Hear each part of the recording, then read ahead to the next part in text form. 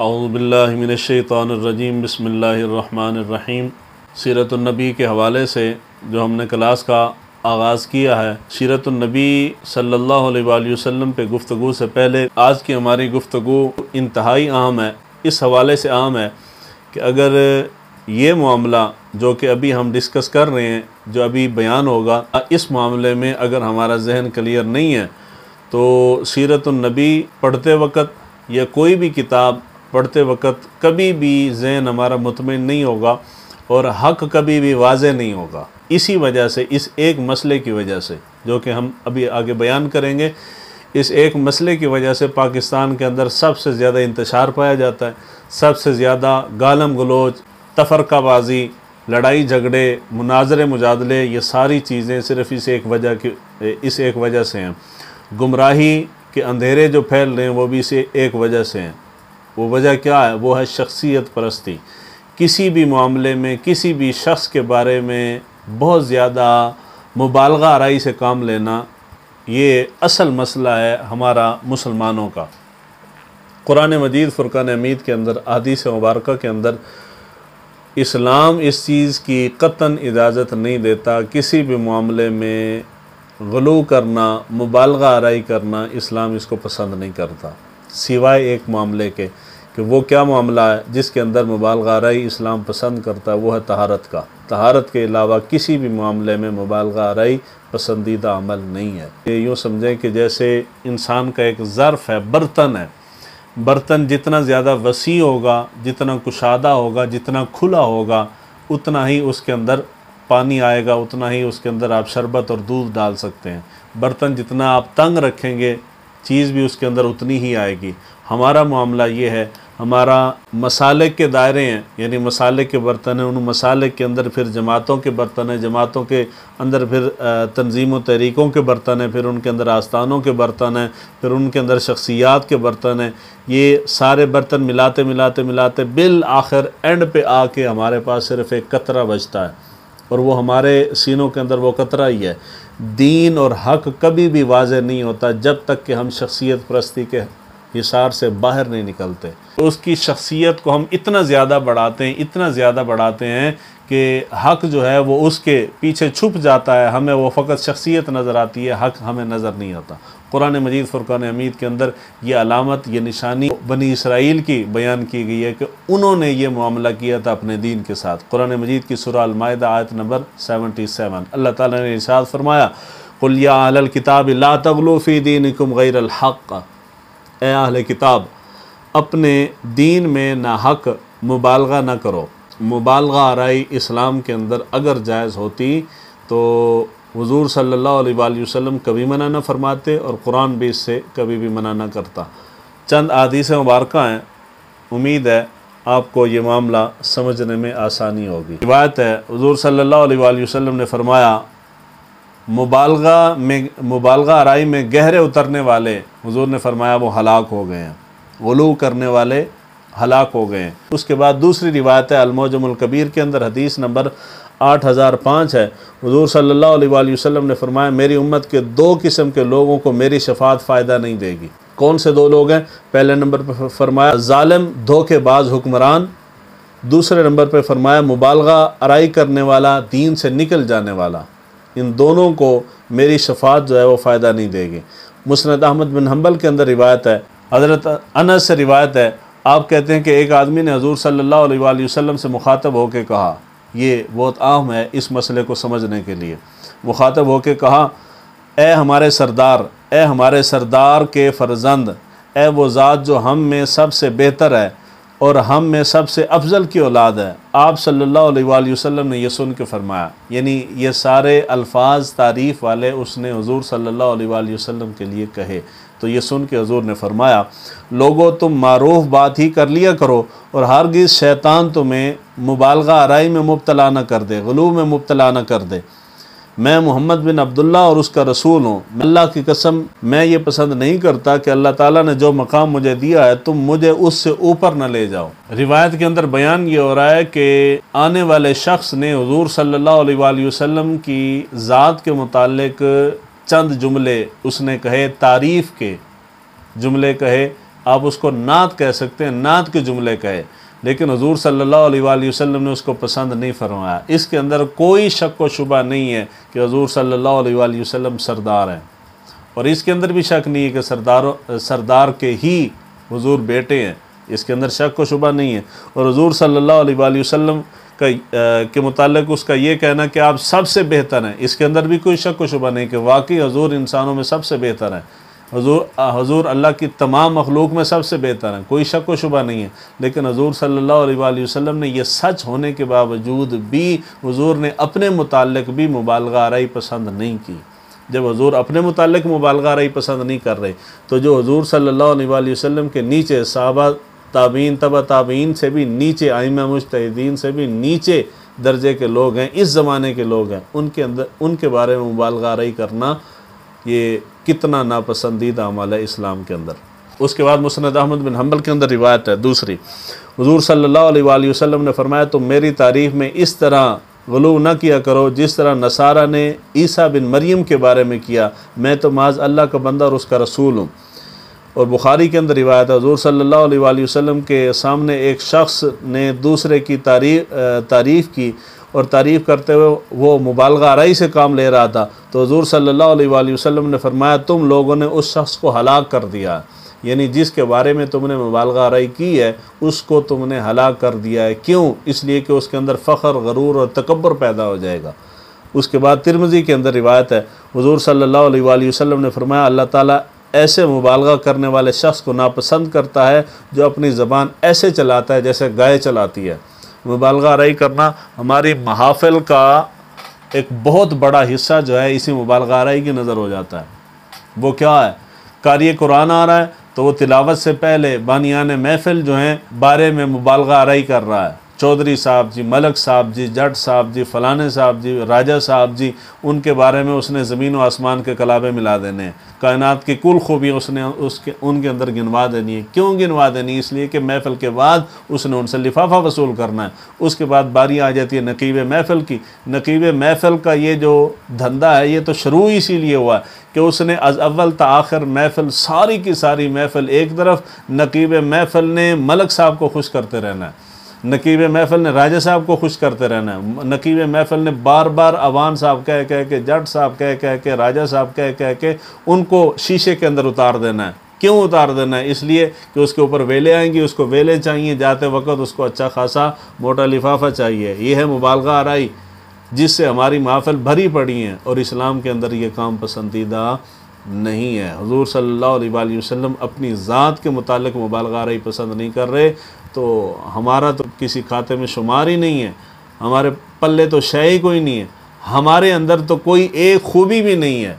आखिरी रिवायत है मुस्नद अहमद बिन हम्बल के अंदर, हुजूर सल्लल्लाहु अलैहि वसल्लम ने इरशाद फरमाया, बेशक कुछ कौमें दीन में मुबालगा और तशद्दुद की हद तक घुसेंगी, लेकिन फिर दीन से यूँ निकल जाएंगी जैसे शिकार से तीर निकल जाता है। यहाँ पे आखिरी एक जुमला अर्ज़ कर दूँ, मैंने कहीं पढ़ा था, हज़रत खालिद बिन वलीद रज़ियल्लाहु ताला अन्हु जलीलुल क़द्र साहबी हैं, हुजूर सल्लल्लाहु अलैहि वसल्लम के जर्नैल साहबा थे, सिपा सालार थे। हज़रत खालिद बिन वलीद रज़ियल्लाहु ताला अन्हु से किसी ने सवाल किया, 17 साल तक हिदायत का नूर आपके सामने चमकता रहा है, आपने उसको कबूल क्यों नहीं किया, पहचाना क्यों नहीं है? तो हज़रत खालिद बिन वलीद रज़ियल्लाहु ताला अन्हु ने फरमाया, बड़ा हासिल कलाम जुमला हज़रत खालिद बिन वलीद का, आपने फरमाया कि हमारे सामने जो लोग थे उनकी अक्लों को हम पहाड़ समझते थे। वो कौन लोग थे? अबू जहल, अबू लाब, उत्बा वगैरह। जब ये पहाड़ हमारे आगे से हट गए तो हक़ हमारे बिल्कुल सामने आ गए, यानी हक़ वाज़े हो गया। इस वक्त हमारा मामला भी यही है, हमारे सामने हमें हक़ नज़र नहीं आता, हमारे सामने तंजीमें खड़ी हैं, हमारे सामने मसालिक खड़े हैं, हमारे सामने जमातें खड़ी हैं, हमारे सामने आस्थाने खड़े हैं, हमारे सामने पीर साहब खड़े हैं, हमारे सामने कायदे मोहतरम खड़े हैं, लीडर खड़ा है, हमारे सामने मुख्तलिफ़ जमातें और ग्रोह खड़े हैं, हमें हक़ नज़र नहीं आता। हम जब नज़र उठाते हैं उससे आगे हमारी नज़र जाती नहीं है। हक़ तक जानने के लिए, हक़ तक पहुँचने के लिए, हक़ पाने के लिए सबसे पहली बुनियादी शर्त और सीढ़ी ये है कि इंसान शख्सियत परस्ती की लानत से निकले। मैं इसको लानत कहता हूँ, इस लानत से निकलें। शख्सियत परस्ती की लानत से निकलेंगे तो आप अपनी पिछली ज़िंदगी के ऊपर अफसोस करेंगे कि हमने सारी ज़िंदगी कैसे बर्बाद कर दी है। जिस वक्त शख्सियत परस्ती नहीं थी, उस वक्त आलम क्या था कि आइम्मा कराम में सबसे बड़े इमाम इमाम आज़म अबू हनीफ़ा तशरीफ़ फरमाएँ, उनके सामने उनके शागिर्द बैठे हैं। शागिर्द अपने उस्ताद के सामने बैठ के अपने उस्ताद से इख्तलाफ करते थे, मसाइल के अंदर, फ़िक़्ह के अंदर इख्तलाफ करते थे।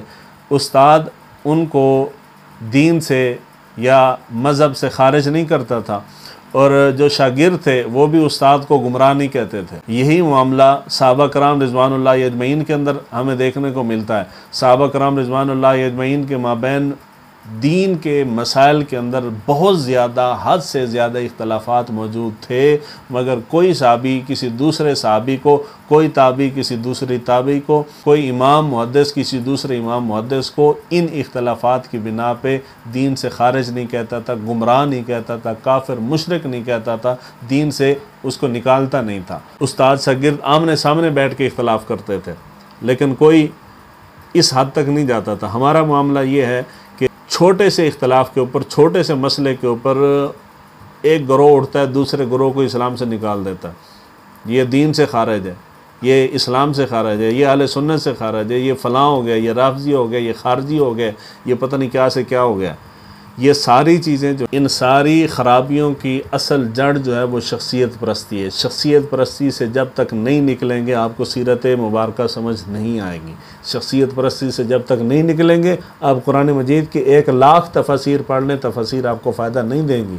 आप शख्सियत परस्ती के लाने से जब तक नहीं निकलेंगे, कुरान आप पढ़ लें, अलहम से लेके वन्नास तक चले जाएं, एक बार नहीं आप करोड़ मरतबा पढ़ लें, कुरान भी आपको फ़ायदा नहीं देगा। आप हर चीज़ उस शख्सियत के आईने में देखेंगे, इसलिए हक़ आपको नज़र नहीं आएगा। हक़ जानने के लिए, हक़ तक पहुँचने के लिए, हिदायत का नूर पाने के लिए, दिल और दिमाग को रोशन और मुनव्वर करने के लिए अल्लाह के नूर से सबसे पहली और बुनियादी चीज़ ये है कि आप शख्सियत परस्ती से निकलें, शख्सियत परस्ती के दायरों से, शिकंजों से निकलें।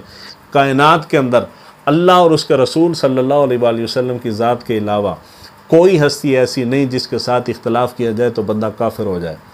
और अंबिया के अलावा, फ़रिश्तों और अंबिया के अलावा अल्लाह की मखलूक में कोई भी मासूम नहीं है जिसके बारे में हम कहें कि ये ख़ता नहीं कर सकता, ये गलती नहीं कर सकता। सीरत मुबारक पढ़ने से पहले मैं ये बात इतना ज़्यादा ज़ोर दे के क्यों कर रहा हूँ कि आप शख्सियत परस्ती से निकलें, उसकी बुनियादी वजह यह है कि जब हम सीरत मुबारक जो क्लास का हम आगाज़ करेंगे, जब आगे जाएंगे, उसके अंदर बहुत सारी रिवायात ऐसी आएंगी कि जो कि दुरुस्त नहीं होंगी, हम उसका रद्द करेंगे।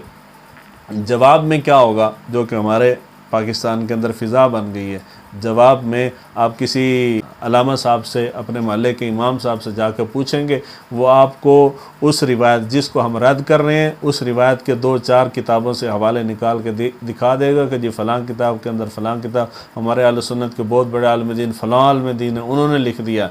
उसके जवाब में हमारा सुन्नियों का सीधा साधा एतराज़ होता है कि जी, मिसाल दे रहा हूँ, आला हज़रत ने फतावा रिज़विया के अंदर इस रिवायत को दर्ज किया है, तू आला हज़रत तो वड्डा है, तेरे को आला हज़रत तो ज़्यादा इल्म आ गया जी, इमाम गज़ाली ने अपनी किताब के अंदर लिखा है, आप उसको रद्द कर रहे हैं। तो सीधा साधा हमारे पास जवाब है कि जी तू इमाम गज़ाली तो वड्डा आ गए। ये जो चीज़ें हैं ये शख्सियत परस्ती है कि जी ये चीज़ नहीं देखी जाती कि जिस रिवायत को रद्द किया जा रहा है वो किस किस किताब के अंदर मौजूद है। रिवायत का दारो मदार सनद पे है, सनद नहीं है तो चाहे वो 1,00,000 किताबों के अंदर मौजूद हो, उसको रद्द किया जाएगा। मुहद्दिसीन रद्द करते हैं, और जिसको हम रद्द करेंगे वो सिर्फ हम नहीं करेंगे, ये काम सारे का सारा उम्मत के उलमा जो हैं, मुहद्दिसीन जो हैं, इस फ़न के माहिर जो अइम्मा कराम थे वो पहले कर चुके हैं। हम सिर्फ नाक़िल हैं, हम नकल करते हैं। उसके ऊपर एक छोटी सी मिसाल देता हूँ। इमाम जलालुद्दीन सयूती की एक किताब है अल-ख़साइसुल कुबरा, उसकी गालिबन पहली जिल्द के अंदर हुज़ूर सल्लल्लाहु अलैहि वसल्लम की विलादत बसादत के मुताल्लिक बहुत सारी रिवायात इमाम जलालुद्दीन सयूती ने दर्ज की हैं।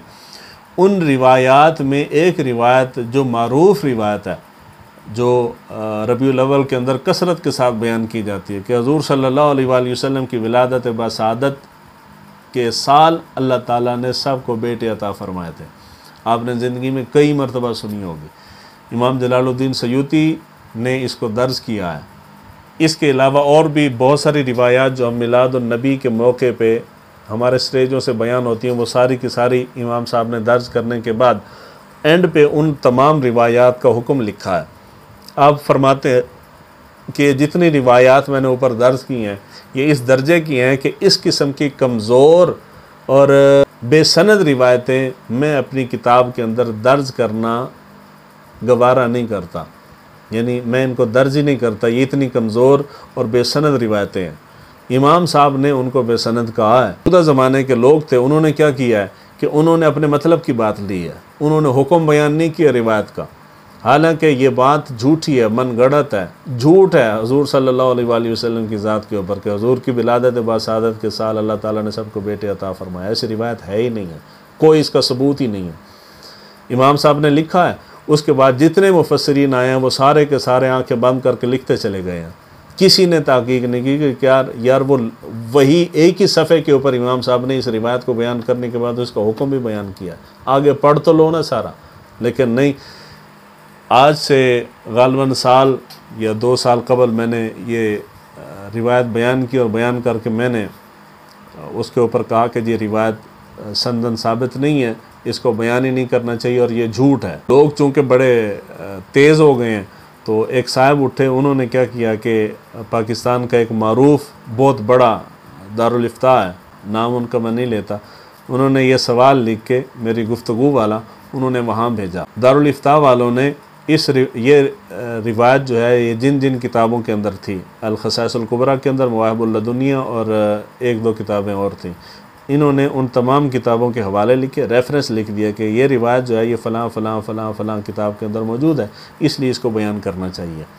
अब ये दरस निज़ामी का कोई स्टार्टिंग का तालिब इल्म हो ना तो ये लतीफ़ा पढ़ के वो भी हंस दे कि भाई बाबा जब बात रिवायत की सनद पे हो रही है तो आप साबित करने के लिए रेफरेंस ना दें, हवाला न दें, बल्कि उसकी सनद के ऊपर कलाम करें। सनद साबित कर दें तो मसला ख़त्म हो जाएगा।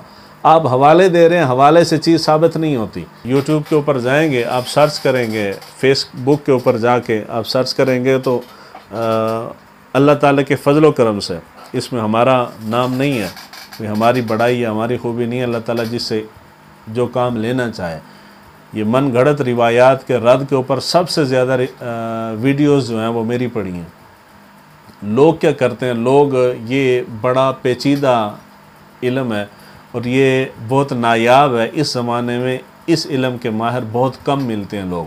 लोग क्या करते हैं कि लोग नीचे आके गालियाँ देते हैं और साथ वो किताबों के हवाले लिख देते हैं। जब मैं कहूँगा कि जी ये सनदन साबित नहीं है तो वो किताब का हवाला लिखेंगे, जी फ़लाँ इमाम साहब ने किताब में लिखी है। भाई लिखे होने से चीज़ साबित नहीं होती। ये है असल मसला, ये है शख्सियत परस्ती जिससे मैं आपको निकाल रहा हूँ, जिस वजह से स्टार्टिंग में पहला कदम, पहली सीढ़ी और पहला सबक मैं ये दे रहा हूँ कि अगर आप हुज़ूर सल्लल्लाहु अलैहि वसल्लम की सीरत मुबारक को पढ़ना, सीखना, समझना और अपनाना चाहते हैं, तब तक आपका ये सीरत पाक पढ़ना, ये कुरान मजीद पढ़ना, ये आपको फ़ायदा नहीं देगी जब तक कि आप शख्सियत परस्ती के लानत से निकलते नहीं हैं। जब आप शख्सियत परस्ती के पटे, ये ग़ुलामी के तोक़ गलों में से निकाल के आप दीन की तरफ आएंगे तो देखेंगे कि आपको एक एक आयत इतना फ़ायदा देगी, आपका दिल और दिमाग रोशन और मुनव्वर कर देगी, रास्ते खुलते चले जाएंगे हिदायत के। तो ज़रूरी पहली नसीहत समझ लें, पहला सबक समझ लें, पहली गुजारिश समझ लें, मिन्नत समझ लें, वो ये है कि अगर आपने हमारे साथ चलना है, ये सबक पढ़ना है, हुज़ूर सल्लल्लाहु अलैहि वसल्लम की सीरत पाक का मुताला करना है, तो गुजारिश ये है कि आप शख्सियत परस्ती से निकलें। शख्सियत परस्ती होगी तो आपको ये बातें हमारी समझ कभी नहीं आएंगी। हम समझा के थक जाएंगे। अब नतीजा ये निकला है कि मैं वीडियोज़ अपलोड करता हूँ, नीचे जो कमेंट आते हैं मैं कमेंट पढ़ता भी हूँ और अब तो मैंने पढ़ना भी छोड़ दिया है। वो नीचे यही बकवासात होती हैं। लोग अपने वो मसलक के दायरे से बाहर निकल के सोचने को तैयार नहीं है, शख्सियत के दायरे से निकलने को तैयार नहीं है। जो मुख्तलिफ़ तंजीमात, जमातें, तंजीमें, तहरीकें उन्होंने बना रखी हैं, उससे बाहर निकल कर सोचने समझने के लिए तैयार नहीं है, तहकीक करने को तैयार नहीं है। सारी ज़िंदगी उसी दायरे के अंदर सर पटक पटक के मर जाते हैं। फिर नस्लों को भी नसीहत कर जाते हैं, वो भी उसी दायरे के अंदर सर पटक पटक के मर जाती हैं। तो दीन समझने के लिए पहली और बुनियादी शर्त यह है कि आप शख्सियत परस्ती इस लानत से बाहर निकलें, तब आपको दीन समझ आएगा। अल्लाह ताला हमें दीन को सीखने समझने की तौफीक अता फ़रमाए।